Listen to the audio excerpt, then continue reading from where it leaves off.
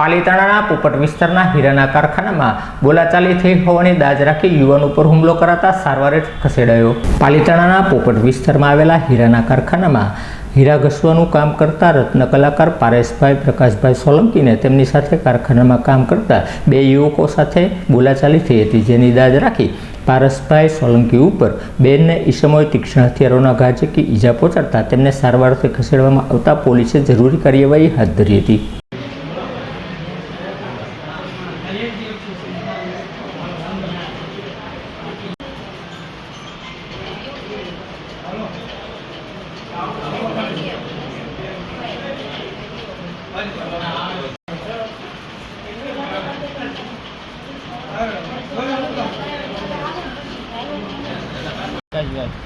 હું કારખાને બેહું ને અમારી યારે ગાળાગાળી થઈ, એમાં મારી યારે હુમલો કર્યો। કોણ છે?